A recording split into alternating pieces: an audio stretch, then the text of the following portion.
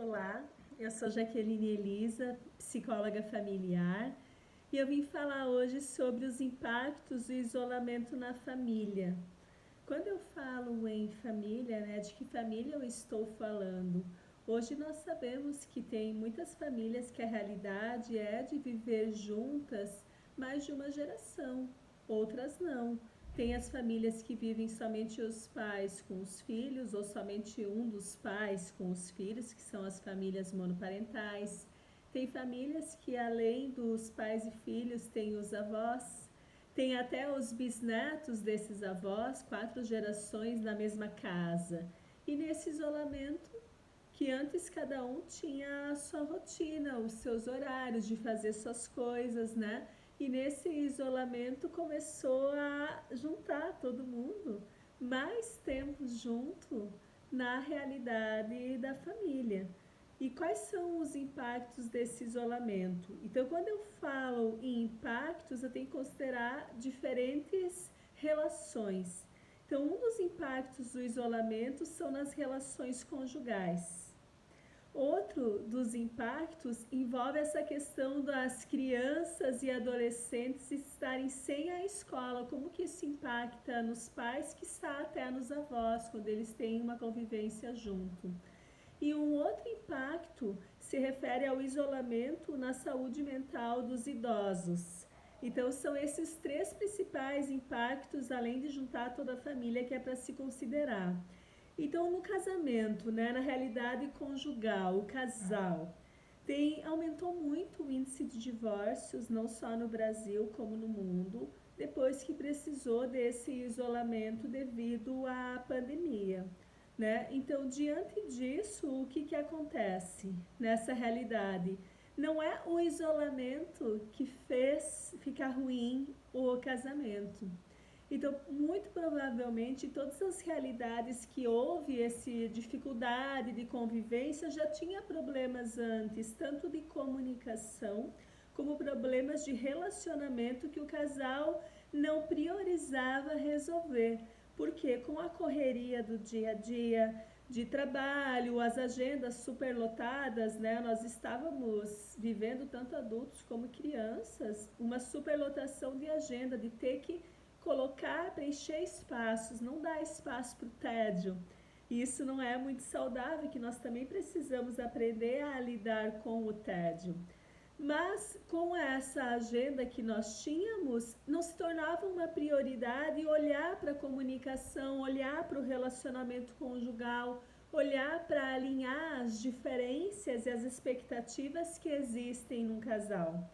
E com o isolamento devido à pandemia, esse casal precisou não só conviver mais junto, como até trabalhar junto, que é a realidade do home office, que é o teletrabalho que nós chamamos. Então, nisso, esse aumento da convivência, aqueles problemas que já existiam começaram a aparecer, aqueles problemas que já existiam. Então, terapia de casal é uma das formas de promover esse alinhamento entre o casal, para que possa fazer esses alinhamentos, verificar quais são os planos, quais são os desejos.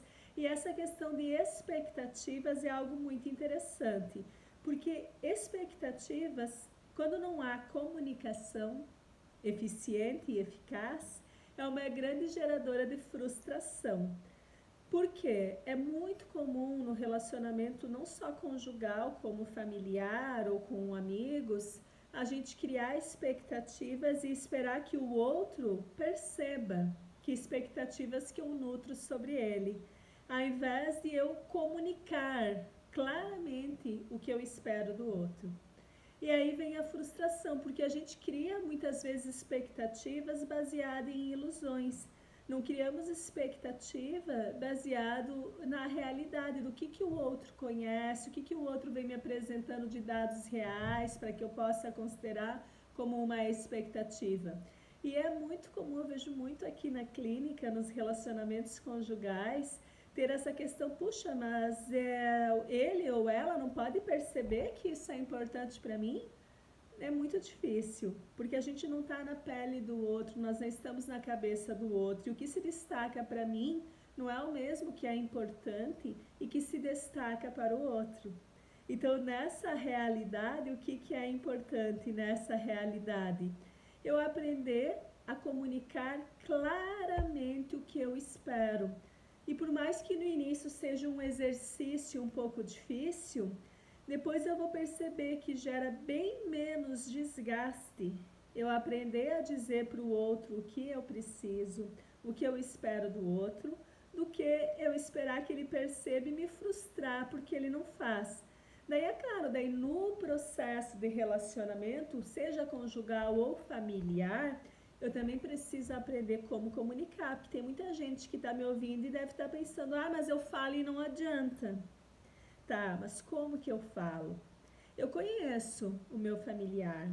Tem formas de eu comunicar que bloqueia o outro e tem formas de eu comunicar que desbloqueia. E geralmente na minha experiência clínica eu tenho visto como as pessoas escolhem formas que bloqueiam, né? E não ao contrário. Por isso que o resultado não vem. Então eu também preciso conhecer as pessoas do meu convívio para saber qual é a melhor maneira de eu comunicar o que eu preciso e o que eu espero, de modo a desbloquear e que as coisas realmente aconteçam como eu espero, para não gerar aquela expectativa tão elevada e tão longe da realidade e uma queda grande com a desilusão, com a decepção, com a frustração. Bom, uma outra realidade que nós estamos vivendo é as crianças e os adolescentes em casa, né? Nós não sabemos a questão dos dados, se a escola volta esse ano, se não volta. Fato é que desde março nós estamos tendo que conviver com essa questão dos filhos em casa. Daí tem toda a demanda de atividades na escola, de acompanhar os filhos com as atividades na escola, mas além disso, uma coisa boa que a pandemia trouxe é que essas crianças e adolescentes também tinham uma agenda superlotada. E porque da onde que veio essa crença de que nós precisamos preencher todos os espaços na agenda? A criança, o adolescente, eles precisam aprender a lidar com o tédio. Uma outra questão que eu percebo que os pais sentem muita culpa, né? Eu aprendi isso também na maternidade, quando eu tive a minha filha, que nasce a mãe e nasce a culpa. Tudo que é coisa a gente vê depois e pensa, podia ter feito diferente, podia ter feito melhor. E a culpa que eu vejo nos pais nessa questão da realidade de isolamento com os filhos é como se tivesse o tempo todo que brincar com os filhos, que estar presente no contexto dos filhos, sendo que muitos pais estão tendo que trabalhar em casa, no teletrabalho, junto com os filhos. Daí vem aquela questão, meu Deus, está vendo muito desenho, acessando muitas tecnologias. Sim, é uma preocupação essa questão do tempo de telas em relação à realidade das crianças e adolescentes. Mas nessa realidade de pandemia, com certeza, em todas as famílias está aumentando bem consideravelmente essa necessidade do tempo de telas, porque nós também precisamos, de alguma forma, trabalhar, prover o sustento. Mas o tédio, ele é muito importante, porque é do tédio que surge a criatividade, né? E se eu não deixo nenhum espaço para a criança e para o adolescente viver o tédio, como que eles vão ter espaço para desenvolver a criatividade e criarem coisas a partir do tédio? E tem mais uma outra questão, que é a criança aprender a brincar sozinha, né? Isso os pais sentem-se muito culpados de ver o filho brincando sozinho. Mas, sim, os pais podem e devem ter momentos junto de interação e de brincar com os filhos. Mas tem momentos que também é importante os filhos brincarem sozinhos, não só com as tecnologias, tá? Quando eu falo brincar sozinhos, é criar outras brincadeiras. Por quê? O brincar sozinho desenvolve uma habilidade muito importante para a vida adulta, que é a habilidade de cuidar de si, de poder um dia morar sozinho, de poder um dia até ficar só, que eu vejo hoje muitos adultos que têm essa dificuldade de, nossa, eu estou só, que desespero, de aprender a curtir a própria companhia, né? Então, desenvolver nos filhos, principalmente até os pequenos, né? A habilidade de brincar sozinho é uma habilidade para a vida bem essencial e bem fundamental. Então, não sintam-se culpados, pais, né? Ou avós, cuidadores, se vocês estão percebendo que tem vários momentos do dia que seus filhos precisam pegar os brinquedinhos e brincar sozinhos.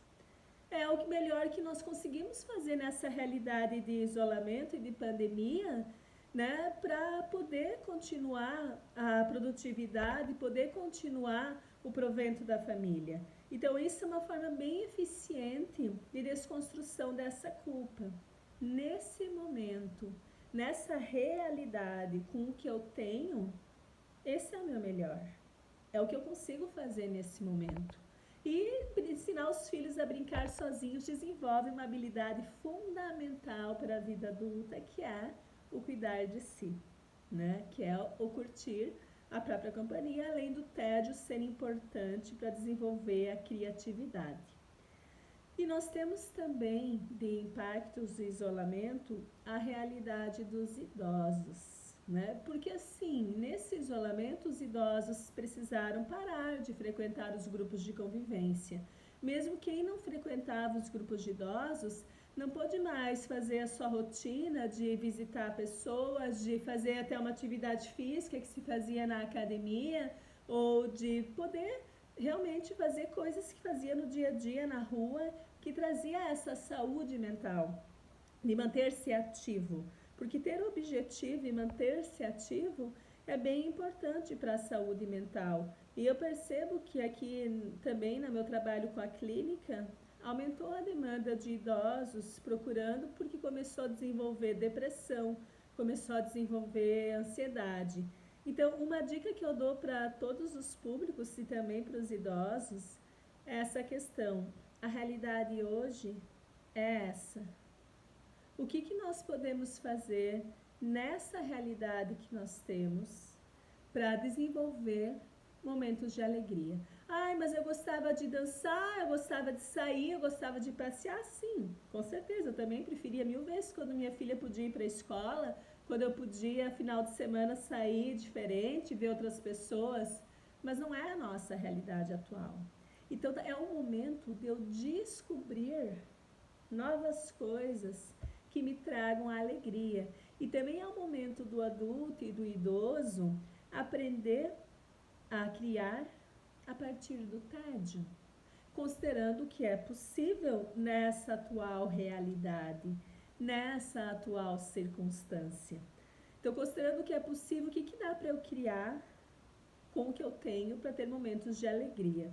Além disso, tem outras coisas na realidade dos idosos que são muito importantes de se considerar. A atividade física é importante tanto para a criança, como para o adulto, como para o idoso, porque desenvolve a saúde mental. Agora, aqui na nossa realidade, já está aberto as academias.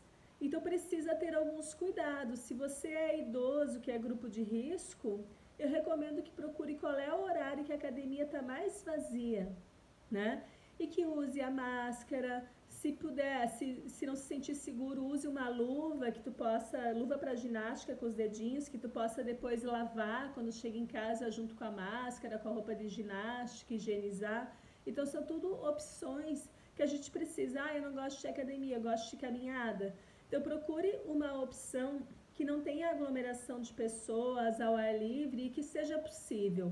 E se ainda não é essa a tua realidade, tem muitos vídeos de atividades físicas para fazer em casa, né? Então, a atividade física, ela é fundamental para a saúde mental. Eu não posso mais passear, tomar um café com os amigos, mas eu posso telefonar, eu posso usar o WhatsApp, eu preciso procurar outras coisas que me dê alegria. E muitas vezes a gente encontra coisas que nos deem alegria fazendo coisas também, seja artesanato, seja aprender pintura, seja o que for, um livro, né? Então tem várias opções que a gente está no momento tendo uma oportunidade de resgatar prazeres e de resgatar alegria sem envolver tanto uma vida social que era a nossa realidade. E eu acredito que as próprias famílias estão descobrindo muito essa questão da importância do diálogo, de ter uma comunicação mais eficiente para ter uma convivência melhor.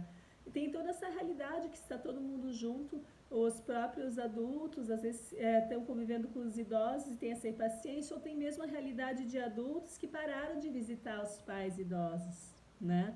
Então, a gente precisa aproveitar e usar as tecnologias que nós temos disponíveis a nosso favor para também tentar, de algum modo, diminuir essa questão dos relacionamentos. É claro que a gente morre de saudades, né? Às vezes tem essa questão de pessoas que moram longe. Meus pais moram em outras cidades, são idosos, faz 5 meses que eu não vejo os meus pais. Tanto eu, como minha filha, como eles, morremos de saudades. Mas nós procuramos o dia a dia fazer videochamadas, ver opções que tentem nos aproximar, conversar sobre coisas agradáveis, né? Essa é uma questão muito, muito importante. O que nós escolhemos alimentar nos nossos pensamentos, né? Todo pensamento, ele gera um sentimento. E a partir desse sentimento que vai definir qual é a minha ação. Então, se o meu sentimento estiver ruim, vai ser difícil ter uma ação que me gere bem-estar e saúde mental. Então, eu preciso escolher muito bem quais são os pensamentos que eu alimento. Então, se eu quero mudar um sentimento, o que eu preciso mudar primeiro é que pensamentos que eu escolho alimentar. Sim, a TV está cheia de notícias desagradáveis, mas também tem outras coisas agradáveis que eu posso buscar, procurar para alimentar os meus pensamentos. Daí vem essa descoberta de outras alegrias e de outros prazeres e de outros diálogos que a gente pode ter, construir no lar, no isolamento, para ter realmente sentimentos mais agradáveis e ações mais saudáveis. Então, quais são os pensamentos que nós estamos escolhendo alimentar? O pensamento da desgraça? O pensamento da doença? Ou pensamentos que nos pensem em saúde, que nos gere boa convivência, harmonia, bem-estar? Quais são os pensamentos que a gente escolhe alimentar? Tudo que o nosso cérebro aprende, qualquer aprendizado, ocorre por repetição. Então, só a gente se lembrar quanto que a gente precisou repetir e treinar para aprender a ler e escrever, ou que nós precisamos repetir e treinar para aprender a andar de bicicleta ou para aprender a dirigir. Qualquer conhecimento, qualquer habilidade eu desenvolvo com treino e repetição. Na questão comportamental, não é diferente, tanto é que não basta eu conhecer qual é um comportamento que eu espero para eu começar a partir daí a praticar. Então, se eu repito para o meu cérebro o tempo todo muita negatividade, com essa repetição, vai ficar muito difícil melhorar o relacionamento, melhorar a saúde e o bem-estar e as relações familiares e a convivência nesse isolamento. Só cresce aquilo que a gente alimenta. Se eu não der água para uma planta, ela não sobrevive, né? Então eu preciso escolher melhor quais são os pensamentos e os diálogos nesse isolamento familiar que eu escolho alimentar. Qual é a repetição que eu vou dar para o meu cérebro, dos meus familiares, as pessoas que estão em isolamento comigo, né? Qual é que eu vou escolher, né? E que os meus familiares vão escolher para a gente ter um sentimento de bem-estar, mesmo nessa realidade de isolamento. Então, são reflexões muito importantes que a gente também constrói no processo terapêutico.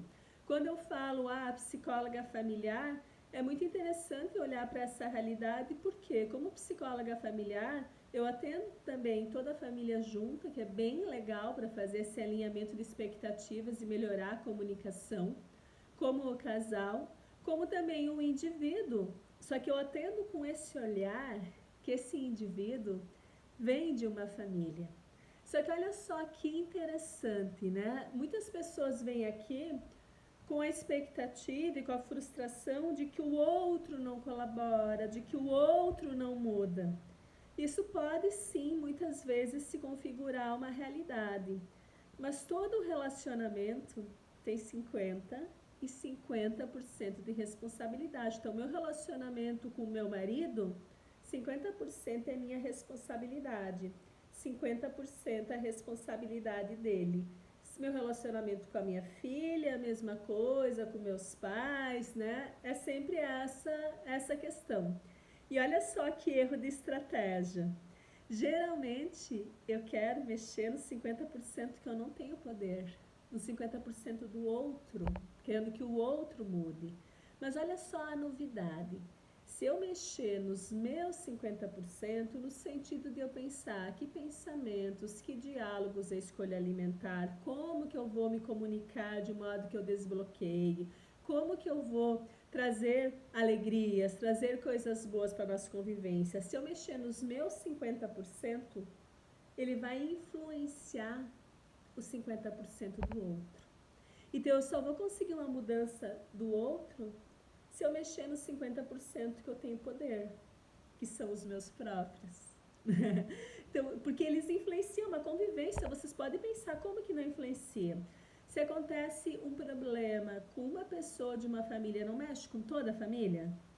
Mexe. Se acontece uma conquista com uma pessoa da família, não gera alegria em toda a família? Gera. Então, como não? Se eu mexer em mim, não vai influenciar em toda a família. E isso é um dos benefícios, dos processos que na psicoterapia a gente pode construir e auxiliar pensando nesses impactos do isolamento na família e nas diferentes gerações.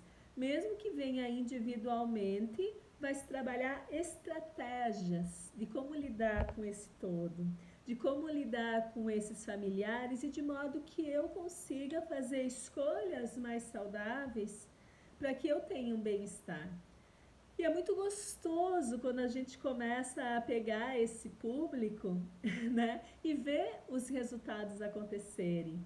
Muito recentemente eu também peguei uma paciente nova, uma senhora de 70 anos, que veio também decorrente de toda essa situação da pandemia. E quando ela começa a pensar e se organizar e fazer escolhas melhores e mais saudáveis para si, ela vem para a terapia e me traz assim, mesmo com, claro que com todo o processo, as dificuldades, mas a satisfação de cada conquista, é isso que é gratificante, que torna o nosso trabalho o reconhecimento do que a gente faz. Então, muita situação de pais e filhos, relações familiares, tem como melhorar esse aspecto, tem como criar mais harmonia, tem como a gente conviver melhor. Às vezes, sozinhos, nós podemos conseguir pensar em estratégias para melhorar a convivência, para trabalhar a comunicação, para trabalhar melhor a relação, o diálogo e formas de construir mais harmonia. Tem vezes que a gente não dá conta sozinhos e que se faz necessário uma intervenção profissional. Então, tudo depende muito do ciclo de vida da família. Um ciclo de vida da família que geralmente gera muito impacto é a transformação do casal em pais, né?